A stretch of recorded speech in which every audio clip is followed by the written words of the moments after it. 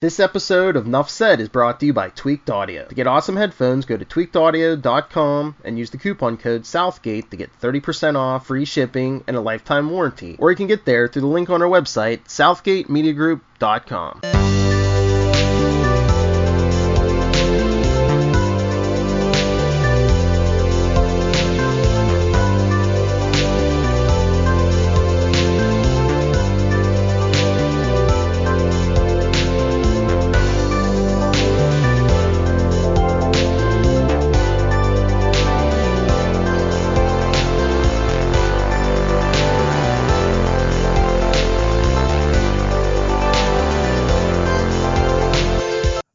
Me hearties, and welcome to Full Stream Ahead. Arr!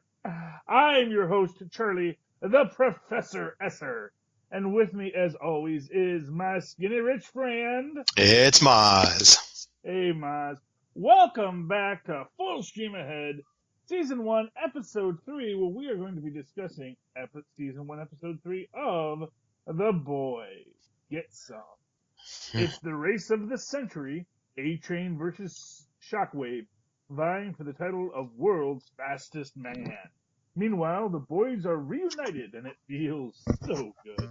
Who's got our credits this week? Where are the credits? There we go. Our director is Philip Screechia? As Phil Screechia. Another Phil. Phil sent Phil. And we, of course, got George Mastras and Eric Kripke. Our writers getting the developed by credit. George Mastras is written by. Eric Kripke is the developed by. Garth Ennis and Derek Robertson gets our based on the comic books by credit. And then we just get to our cast. And, wow, so we open up right where we left off last week with a bloody Huey. De-bloodifying himself, I guess you could say. Yeah, blood and guts, too. Lots of guts. Yeah. Well, you blow up a guy, there's going to be leftovers. You know? Yeah, and that got me thinking in that moment as he's wiping all this blood off of him, I'm like, wouldn't his insides be invisible too? But then I remembered, no, it's just his skin that is. But then, when they scrape up body parts, they're all invisible. At no point did I see like a point of severed, where you could see the inside of the flesh.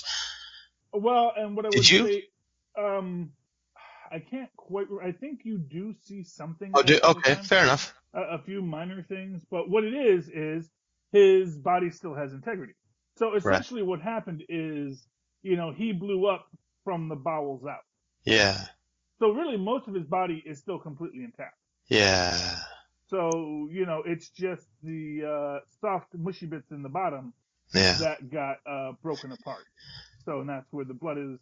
The blood, the poop, the etc. That all. I forgot about the poop. Obviously, there must have been a good deal of poop too. Wow. Well, at least a little. You never think of that. That's hilarious. Yeah, well, because he does pee. We know that. So he must poop as well. Though we don't know when the last time he had a good bowel movement was. So he may not have had anything to go right then, but you can imagine there's something in the mix. So. Right. Basically, wash your hands really well after that. Use some antibacterial soap. Yeah. So they clean up the site, and then we go to Starlight seeing Madeline, right? Yes, and Starlight is expecting to get the old heave-ho, but as luck would have it, the girl came forward. Yay! That was good.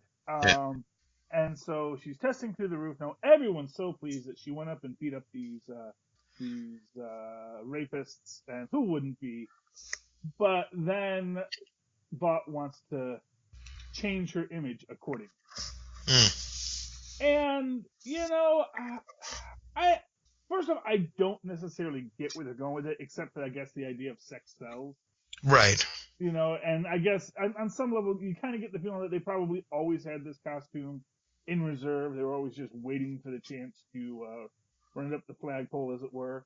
Yeah. But I do feel it seems a little, I don't want to say cheap, but it does feel like, contrived that, oh no, we're going to do this now. And, Yeah.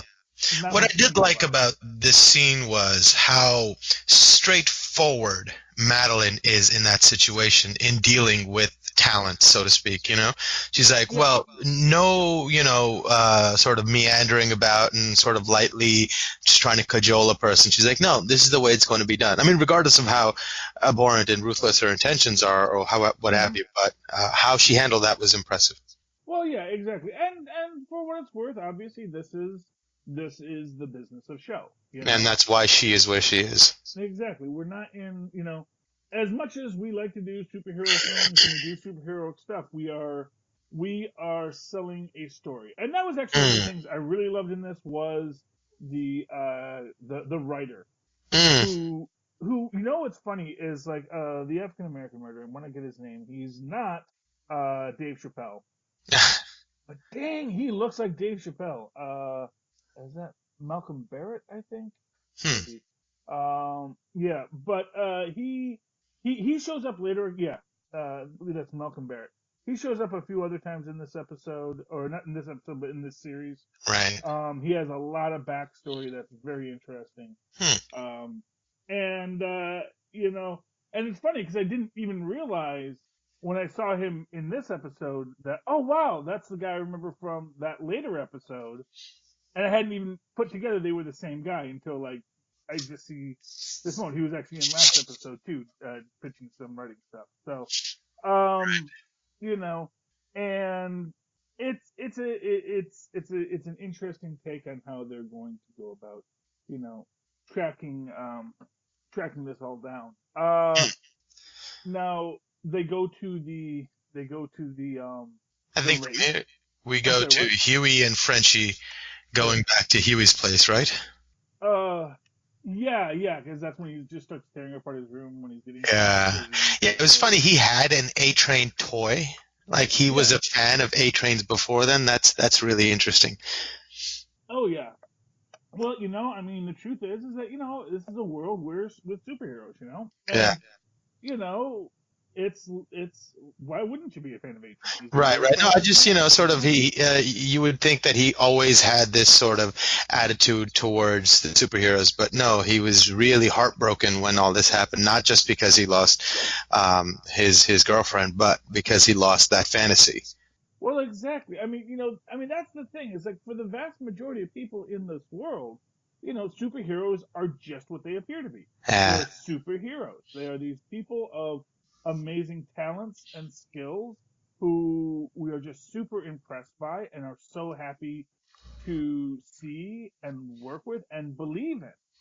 Because this is a world where, there's magic, Santa Claus may not be real, but, the Homelander is. And it's very easy to not look too deep into it to see where it's going wrong, because obviously Vought does not want anyone to. You know what I mean? That it's just as important to Vought that no one finds out about this stuff. To the extent that it would not surprise me that Vought has had to ice a super or two over the years. Because it's like, no, you think you're something? Let me explain how this all works. You even see this a bit last episode when Homelander threatens Deep. No, well, a little bit, but no. Actually, when I was going to say when Madeline makes the point that the chairman wanted Homelander to do something. Mr. Edgar. Yes, and you could see Homelander kind of get taken aback by that. Yeah. Like almost like he was afraid. Like these guys do have a power even over Homelander. Yeah. Homelander is Superman, but they got their pocket full of kryptonite too. And I think that is a very telling aspect of the story. Because if Homelander does in fact have a kryptonite, if there is a way that these people can be controlled, and I think by the end of this we get the idea of what that is, because we find out about Compound V. Well, we don't find out everything about Compound V.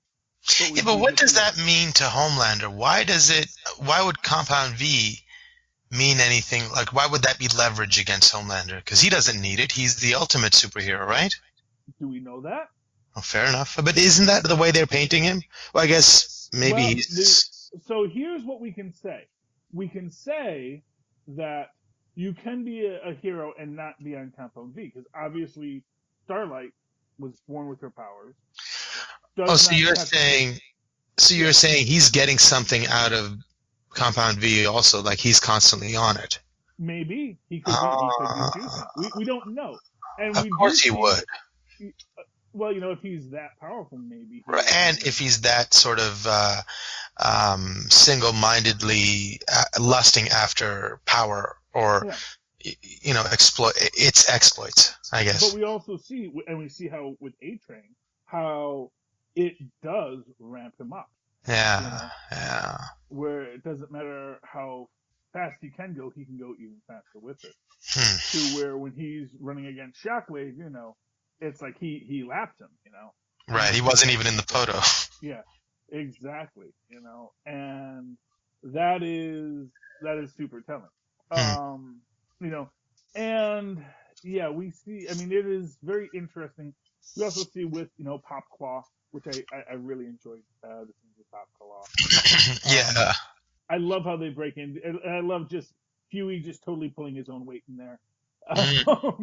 Where he's just like, no, we're gonna upgrade your system, and not for nothing. How does a superhero not know? Don't open your door to the cable guy if you didn't call for the cable guy. Isn't that just a prerequisite in any world that you don't open the door if you don't know who that guy is? Yeah, you're Pop Claw, but who's to say what the other guy is?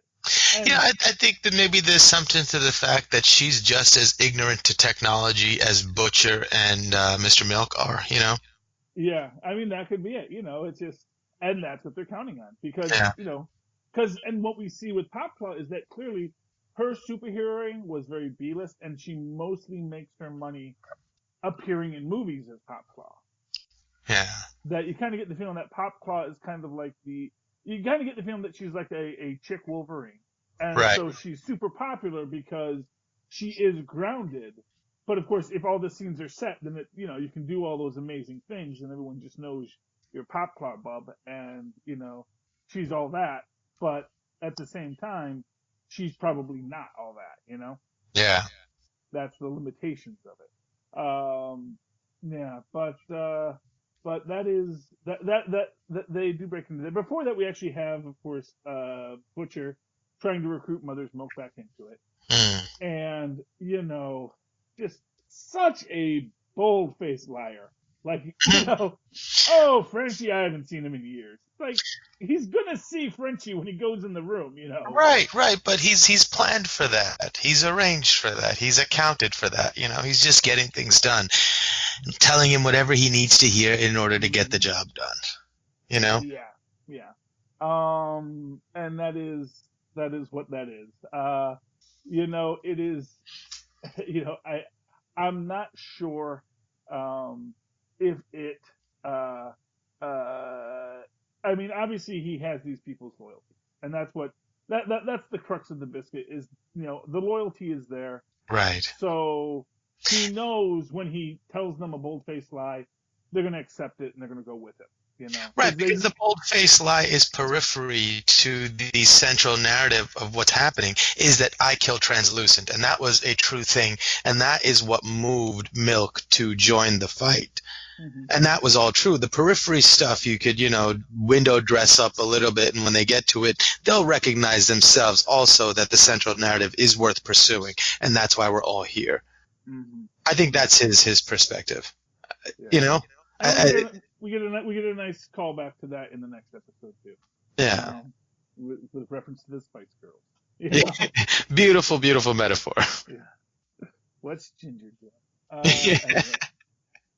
Yes. Well, Ginger was the one was really the Mike Nesmith. People don't even realize that she was the Mike Nesmith of the Spice Girls. She was the one that actually was a professional studio artist and singer before they built the rest of the group around her, essentially. Yeah.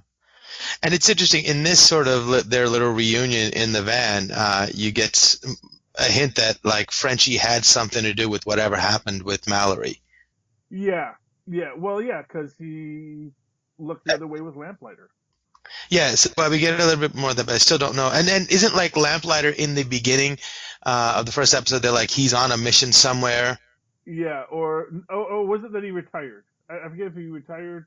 No, or that he's on a very special mission. And then I No, remember that was the cover story for that we're going to do for Translucent.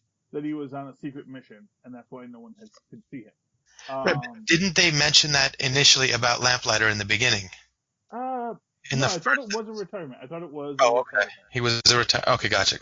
Although how he got retired is the question, and it honestly, from what we understand, because do we get in this one what happened to Mallory? What? No, we don't. No, that's next episode. Okay. Even in next episode, it just so slightly hints at something. Because at this point, I'm thinking that Mallory was the victim of whatever happened, and then in the next episode, it sort of paints it a little differently. That I don't know. But I still have no idea what's going on, and I have only seen this in the next episode. Yeah. Okay. No problem. Yeah. Well, I know from the next episode, from what I got from it. Okay. Yeah, it was something else. We'll talk about the next episode. Yeah. But yeah. So Frenchie. And then from here, I think we go to emotion state. And he broke protocol because he got emotionally involved. Yeah. And that's the danger. And that's what Mother's Milk doesn't want happening again, because if you get emotionally involved, it's going to be hard to stay on top of all of this, and it's going to be hard to defeat all of this because. You got emotionally involved. You got pulled in the wrong direction. You weren't paying attention to what needed to be done at this time in this scene. And I feel like that is the inherent conflict between these two. Yeah.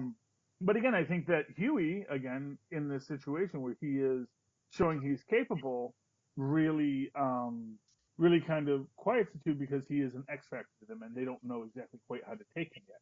Yeah. Although by the end of it, you do see, Mother's Milk, essentially saying, whatever it takes, right? Whatever it takes. And you can see, Huey kind of going, well, maybe not whatever it takes. Maybe not whatever, But Huey constantly surprises me in that he has these moments where he's confronted with tough moral decisions, and he comes out the other side always, making the sacrifice. Yeah. Yeah. Well, and that is why he's Huey. That is why he's the star of the show. Yeah. He's so powerful a character. They had to get Simon Pegg in here, just because they didn't want to do it without him, even though he couldn't play Huey anymore. So, yeah. I like that scene with him and Huey in the room as well. It was tense. It was awkward. It was, had so much like potential energy hanging in the room. And as he's leaving, I love how Frenchie sort of gives him a little bit of perspective. He's like, man, you're over here sulking and whatever, but you have it really nice. Pay attention to that too. I thought that was kind of cool. Yeah, it was very cool. We also, in this episode, we get Huey figures out that the girl he spoke to in the park is Starlight, and they go and have overpriced cheese fries at the stadium, as you do, and they get to have a nice little, conversation and moment and really connect. And it's one of these things where it's like almost, this is going to end poorly for poor Huey. Yeah. Because you can feel like these two kind of are connecting on a human level. Yeah. And that's rough. That is rough because, they want to. And, and Huey, of course, he's got his own issues here because he's trying to do, he turns off the thing because he doesn't want them eavesdropping on him and her while they're talking, But it's also interesting to me that in this scene, we actually do see Butcher looking at Homelander and Maeve, in the stand. And Homelander catching his eye and making eye contact. Yes, but it does look like he doesn't know who he is.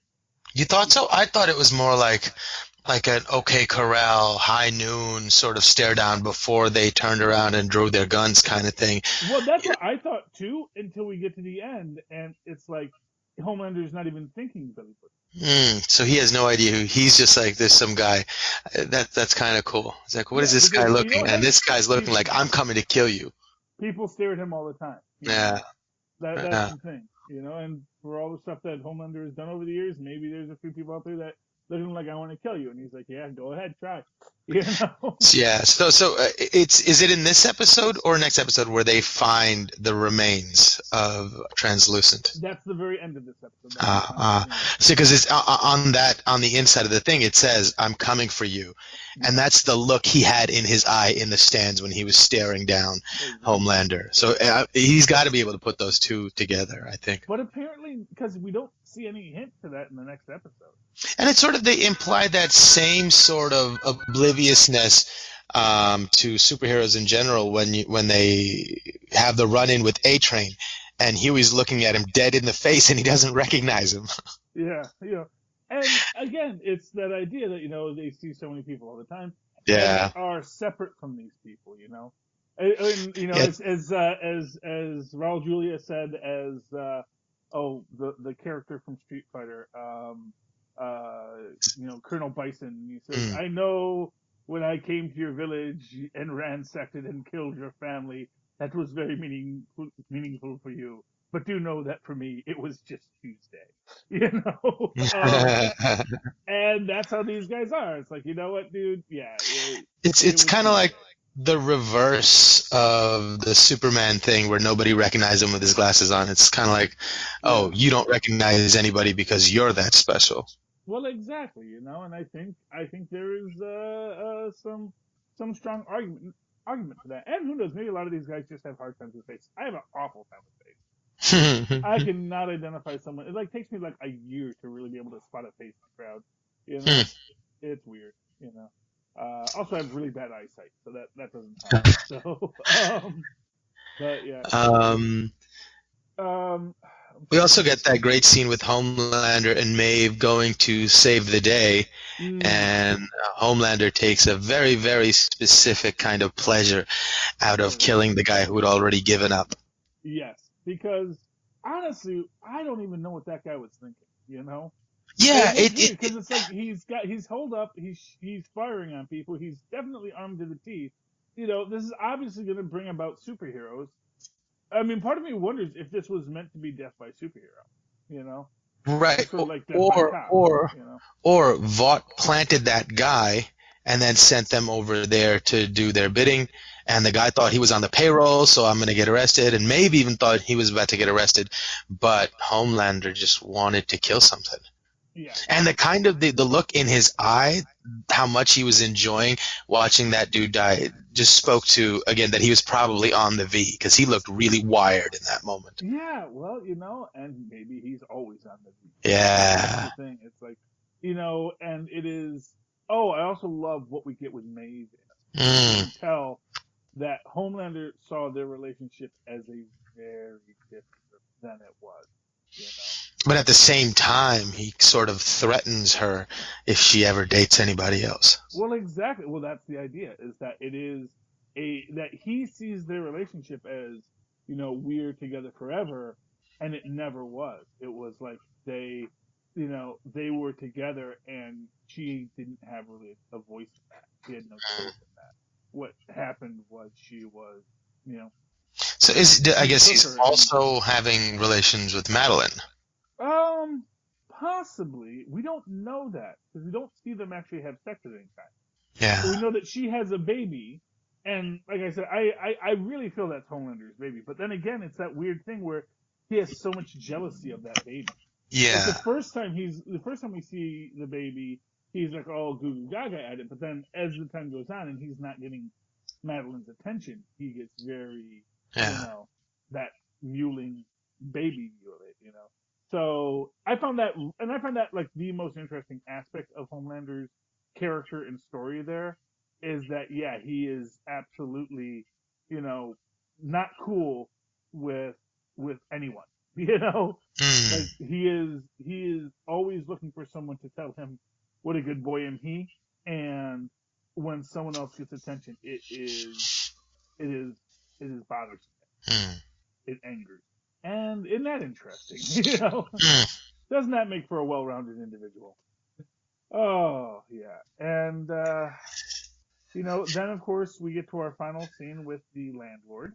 Um, So, what do you think, mechanically speaking, happened there? Did something else come out of her, or was just her superpowered yeah, expulsion or did she squeeze that hard, or what? Yeah, Or were she there like claws that come out of there too? no, I took it to be just his head was crushed between her thighs. Huh. That as she climaxes, the muscles tense, and and as happens, and because she, of course, in that scene, as we see, she is whacked out on the V. Because you see when she's dosing how blurry everything gets, how disconnected. And she's like squatting 1,000 pounds. Oh yeah, exactly. But that's the idea, is that she's on the V and she is separate from the overall world of it. She just sees what she's doing and she is in that spot.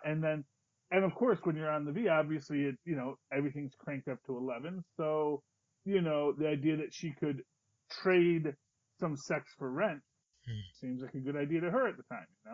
Yeah. And that poor damn landlord. Right. I just feel so bad for that guy. And should know better. Should freaking know better. Yeah, but it's he got mesmerized. It happens, Yeah, exactly. It's like you don't know, maybe she was giving off some kind of pheromones or something. Yeah, I mean, and there was all those pictures on the wall, and he was an old man. It's like, I can see where he's coming from. You know who I feel bad for? Who? I feel bad for the actress playing Pop Claw, because as disgusting as this scene was, the most disgusting scene to me was the scene where she's on top of A-Train. She goes, "You want me to do the thing?" Yeah. Then he goes, "Yeah, do the thing." And she goes up and like puts his whole toe in her mouth. Ugh. that was so disgusting. I mean, they push boundaries, but like, oh my God, that was just like in an uncomfortable, not even like a cool, disgusting or whatever. It was just like, And apparently that's A-Train's thing. Yeah, I mean, I can understand it because like he runs, his feet are his thing. I can understand that. I think it was a cool little thing that if he was gonna have like a quirky, weird fetish thing, that would be it. It would be the fun. Yeah. Well, and also let's face it, that's just the go-to for. Maybe you want to say this guy has a creepy sex thing. It's like always Pete. Right, but that poor actress, she had to. I wonder how many takes they had to do that. I'm sure they didn't make a YouTube because honestly, if she's got to do it, she's going to do it right the first time. Right, that's true. That's true. And it's not like unless it's the director's thing, it's not like he's like, I don't know, I guess that looked good. What is that even supposed to look like? Oh, but yeah. So, but now they have Pop Claw, who's gonna spill on Compound V, which is gonna lead to our next adventure next week in The Female of the In the meantime, Mozz, how can people find you? Oh, do you want to do the Hardys for this episode right quick? Oh, yeah. Oh, okay. So I'm going to say, for me, hardest working man in show business this week is our landlord. He had to put up with so much. So hardest working actor is, let me see if I can find him here. Might not be okay, go to the full cast list. 1 second. So for mine, I'm going to say the hardest working actress this episode was by far Pop Claw. Oh yeah, Pop Claw. That was actually going to be my hardest working. Brittany Allen. Yeah, yes. Brittany Allen, hardest working actor in showbiz this week for that disgusting scene with A-Train's feet. Yes. And it is Christian Bacco as Alexi Lutz is our landlord who those two, they really carried this entire episode, I gotta say. And special nod to Madeline again this week. She is always good. She doesn't do much in the show, but she is really good at it. Uh, okay. So, in the meantime, Mozz, if someone would like to say who they feel is the hardest working person in show business on this show, how can they find you? Or they can email me at mozzmanzor@gmail.com or find me on Facebook under Mozz Manzor. That's MOZZMANZOOR. And, of course, if you'd like to write to me in that old-fashioned email way, the way our Mozz and Foz once did, you can do so at superconnectivityblog@gmail.com. That's superconnectivityblog, all one word, at gmail.com. Of course, follow me on the Twitter as I live tweet things when I feel like it, whenever that happens to be. At Charlie Esser, that's CHARLIEESSER. Look for the two E's in the middle. For quality. Bing! There we go. Avast me hearties! A female off the starboard bow next week. Please tune in with us to Full Stream Ahead. And in the meantime, keep your rudder in the water and your powder dry. Arr.